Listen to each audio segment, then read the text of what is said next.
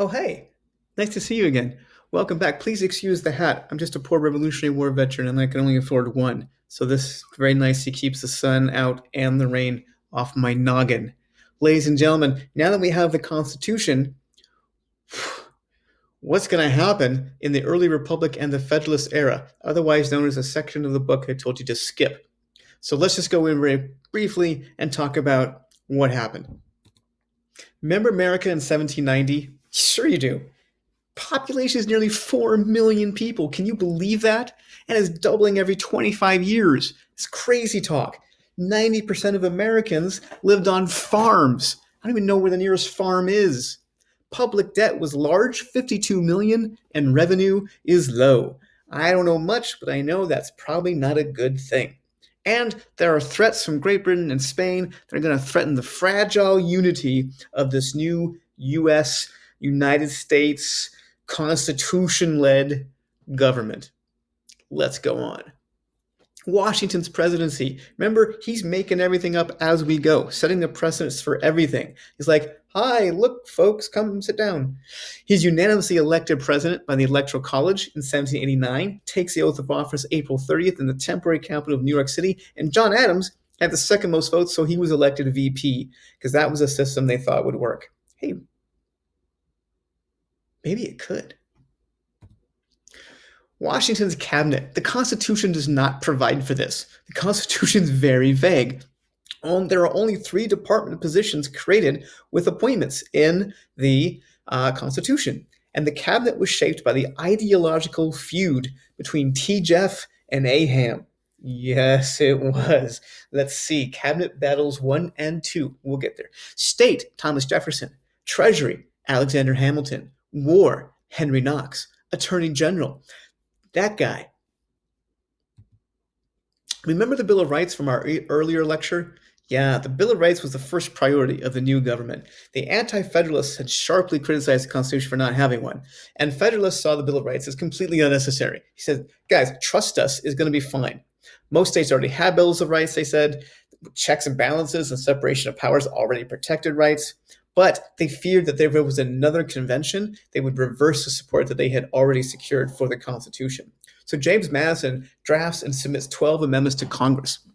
These are largely based off of George Mason's Virginia Bill of Rights, and 10 of them passed. You might remember such big hits as Amendment 1, which is your RAPS, religion, assembly, petition, press, and speech. 5 things on the hand. That's the only way to remember it. Of course, also popular these days, coming in at number 2, is bearing arms. Not, of course, the sleeves, but actual muskets. Shout out to number 3, no quartering troops during peacetime, for kind of coming back up again and being something that could actually happen. And then we have basically a series of amendments that illustrate what the people thought was freedom from government tyranny, particularly tyranny that was experienced under Great Britain. All of these things are efforts to keep the federal government from intervening in both states and individual liberties and rights. For example, the rights of accused persons, the right to an attorney in a trial by jury, no cruel and unusual punishment, excessive bails. Again, number 9, citizens have more rights than we can think of right now. And of course, number 10, that if it's not given to the federal government to do, it belongs to the states. These were super important for people, particularly coming out of the experience of the Revolutionary War, which, as we all know, was basically 15 years ago. So, what's Hamilton doing? He's got a financial plan. Do you guys get it? The country gets a new financial diuretic. We know who's doing the planting down in the South. Hamilton has a plan. He says, guys, actually, credit's a really good idea. We'll get to it in just a minute. We should buy the state's credit, and we should promote factory systems and capitalism. We've read Adam Smith's Wealth of Nations, shout out to the Scotsman, and we want to steal Britain's technological know-how and start making factories in our country. And we're going to create a tariff plan to raise prices on imported goods, and that's going to make American manufacturers want to produce stuff. How are we going to do that? Yeah, there's just a lot of things in there. This is where it would be if you really wanted to know. It would be a good place to pause me and just read that. I'll wait. Oh, wait, you can pause me. So I'll keep going. Thing to remember, of course, is lower Roman numeral, not Roman numeral, lower dash I 3 under B, which is this is a North and South issue. Makes Thomas Jefferson wonder why he even brings the thunder because they paid off their debts, and that was a problem. So, what was the compromise? The North gets the assumption of debts, and the South gets the national capital moved to Potomac. I think I was in the room when that happened. Let's talk about tariffs and taxes. Woo! There's an 8% tariff on imports, which is a source of revenue for the new nation. Remember, we have lots of debt, but no revenue. It's also going to protect infant, little baby U.S. industries, little clothing manufacturers and shoe manufacturers. We need some protection from Great Britain. Also, we're going to tax stuff. What's something we can tax? How about whiskey? Backcountry folks are turning corn that will go bad into much more profitable and portable whiskey, corn alcohol, flowing freely in the backcountry areas. Alexander Hamilton is not worried of the effects on these people as they were mostly anti-federalists. You're like, what do we care? There's a long tradition going back, folks, to Scottish independence and the Scottish border territory that freedom and whiskey go together because whiskey was attempted to be regulated by central governments far and wide. And if you are able to create and control your own system of whiskey distribution, you are not being taxed and controlled by tyrannical centralized governments. So the Scotch Irish in the border towns of Pennsylvania and Western Massachusetts are going to be pretty mad about this. The biggest issue, of course, though, is the national bank. This is the biggest issue. Where are we going to stick the money that the government has? Here, Treasury is going to place surplus revenue. Can you imagine the federal government if you had a bank and say, "Hey guys, I don't know what to do with all this money of the United States. Do you want it? Do you want to hold on? No? Okay. So we need a bank. The government would be the major stockholder, but a bank would be a private institution. I don't think the Constitution says you can do that. Alexander Hamilton believed, of course, in loose constructionism, which means, hey, if it doesn't say I can't do it, that means I can. Anti-federalist, like Thomas Jefferson says, I'm pretty sure it's only what it says you can do is what you should do. If it doesn't say you can't do it, you shouldn't do it. George Washington, Federalist, signed the bank measure into law, 1791. Strict constructionism. Jefferson was mad. They said the power is not within the power of Congress to create. Madison and Jefferson were like, states' rights are going to be jeopardized by a huge central bank that controls funding. Moneyed interests. Those Alexander Hamilton manufacturers and the money folks in temporary New York City are going to take precedence over the farmers. Jefferson and Madison were like, we are a country of yeoman farmers, and we need to have support for those small farms. And state banks aren't going to be able to compete. So there was a lot of anger about the national bank. Stay tuned for 30 years from now. Hey, remember the Whiskey Rebellion? Yeah, Southwest Pennsylvania people were hit hard by this excise tax. Wouldn't it be cool to be like the Whiskey Boys, right? What's your guys' name? Whiskey Boys? Okay. They were mad at the tax. They torched buildings, tarred and feathered tax collectors. Remember, there's one thing Americans know how to do is to tar and feather tax collectors. And they talked of secession, of course, right? Like, we need to fight the war to be controlled and told what to do by a powerful, faraway Eastern elite that's going to tax our freedom. George Washington summons the militia of several states, 13,000 troops, larger than was used in the Continental Army, rides out in front of it with Alexander Hamilton by his side to put down the Whiskey Rebellion. It's the first display of the federal government ensuring domestic tranquility. I don't know about you, but if I was one of the Whiskey Boys, I might not feel so tranquil. They all dispersed, couldn't really find them. The rebellion is put down, and Jeffersonians condemned the action as a brutal display of force, and they gained more followers. Imagine how frisky they're going to get if they try to tax something else. Which leads to the birth of the two-party system. The Founding Fathers were really scared of factions as going against the spirit of national unity. You had factions that would go counteract the ability to work together, but it's exactly what's going to happen. Madison's Federalist 10 advised the factions cannot be prevented, but they could be controlled in a government that separates powers and is so large. The only thing that we can all agree on is something that benefits everyone. With frequent elections and separation of powers, we'll have majority rule, but minority rights. However, we quickly create two political parties. The Federalists, who supported the Constitution in the 1780s, became the Federalists. And they believed in a government run by the elite. The rich have more time to study problems of governing. They're intelligent, educated, they're culturally literate. John Jay says those who own the country ought to govern it. Is that so wrong? And have you seen the common people? Whew, mobocracy. That's not even the thing I can say. They believed that democracy was too important to be left to the people. They supported a strong federal government because the people can't be trusted. They don't know anything, right? They're going to elect SpongeBob if given the option. And the federal government should encourage business. That's a typo there. It says encourage, and not interfere with it. They were dominated by the merchants, the manufacturers, and the shippers, and most of them live on the eastern seaboard where commerce, of course, flourished. They're very pro-British in foreign policy. Their main beef with Great Britain was basically Great Britain's trying to control them through taxation, but other than that, they were perfectly happy with Great Britain. And trade with Great Britain was key to Hamilton's plan. Many, of course, were sort of mildly loyalists in the first place. The Jeffersonian Republicans, on the other hand, they advocated for the rule of the people, for the people, right? By the people, for the people, etc. They believed that people should be literate, that masses could be taught. Education is key to an informed citizenry. It appealed to middle-class farmers, laborers, small shopkeepers. They said the government is best that governs least.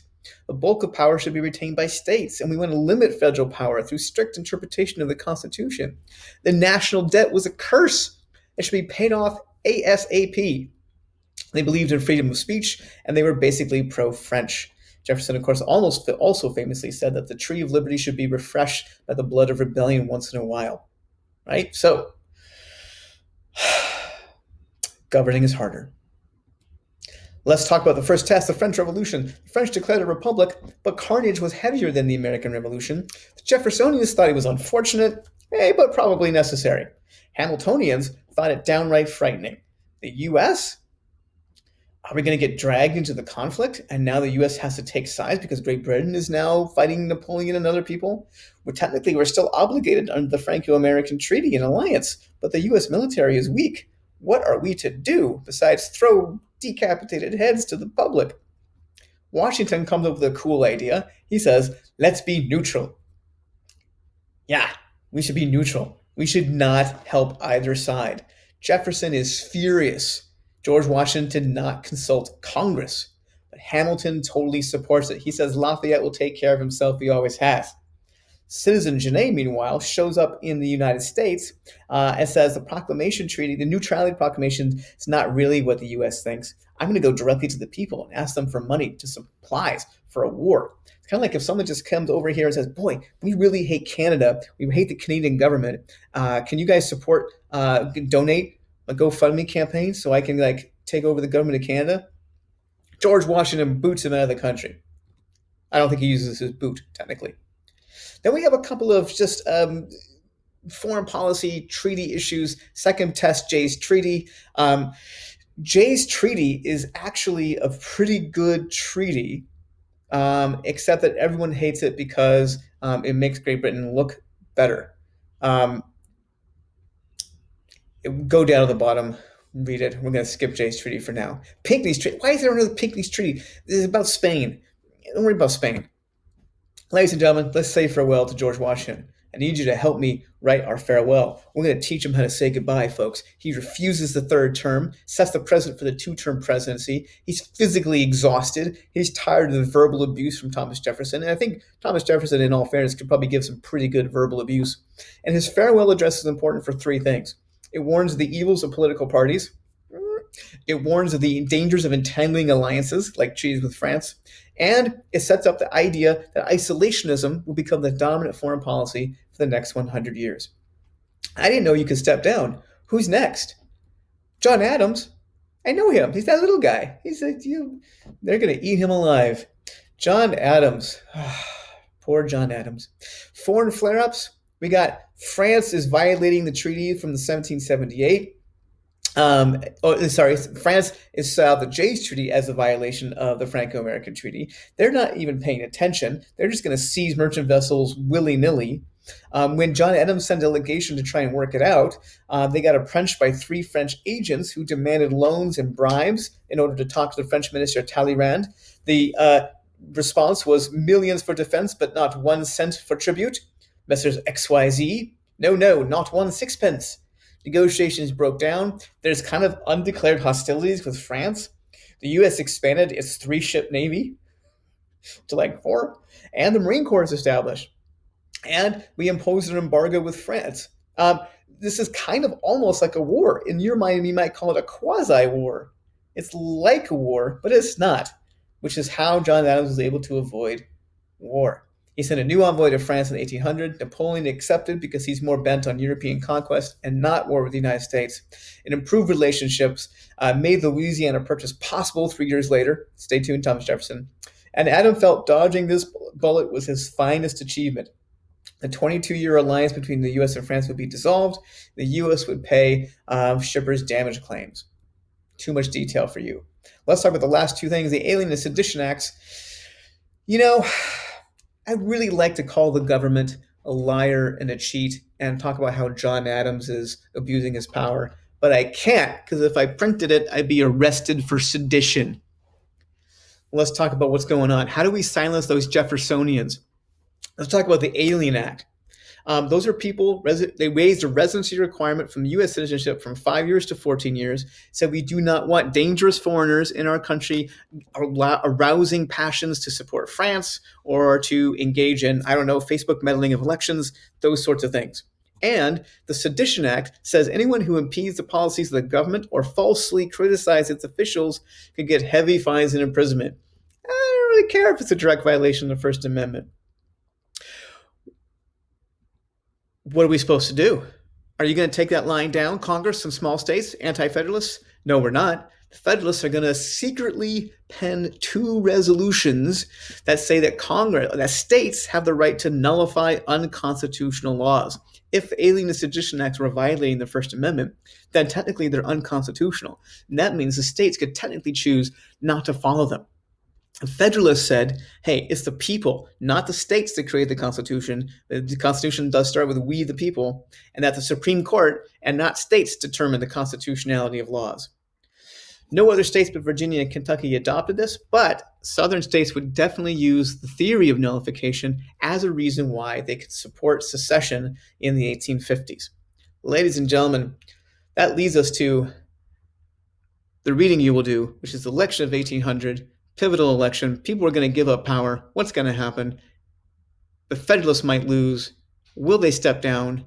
All kinds of things that we don't have any idea what's going on or talking about. No connection today at all. Folks, one thing I've learned, of course, is that it's very difficult to know how to wrap up a conversation. I'm just going to do it this way.